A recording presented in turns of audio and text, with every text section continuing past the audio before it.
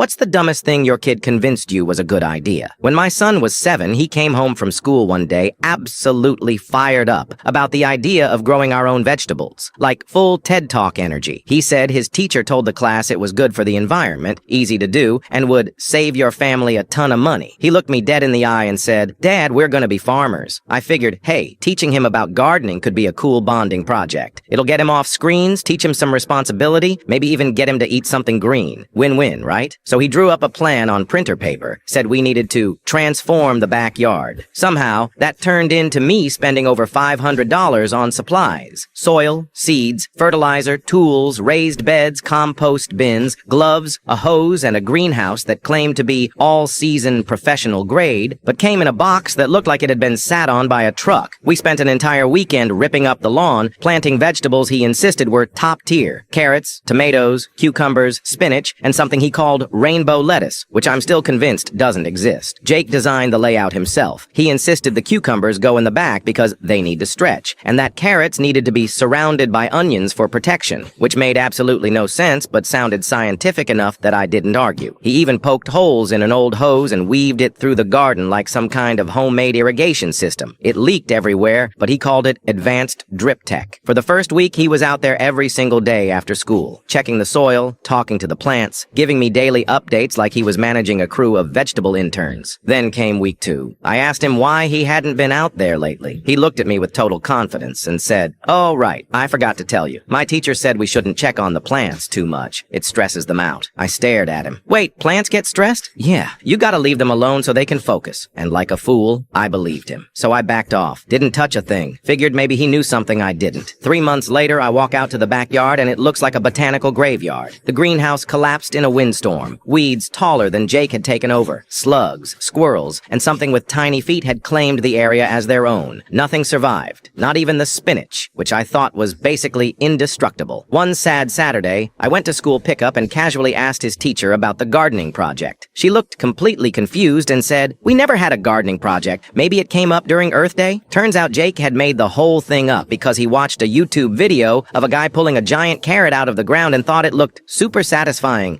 So he invented the teacher story, made the note, picked the veggies, and sold me the whole dream. Also, he could try it out for a week and then bail. Final harvest, 3 tiny carrots, that's it. One was so small I thought it was an orange toothpick. Another was shaped like a boomerang. Jake said it was a bonus carrot. And now, every time one of my neighbors walks past our yard, they still ask if we're selling kale or consulting for Whole Foods. Jake, he's moved on. Now he wants to build a weather drone to monitor wind patterns and potential lightning strikes in the area. I told him to start by monitoring the weather app,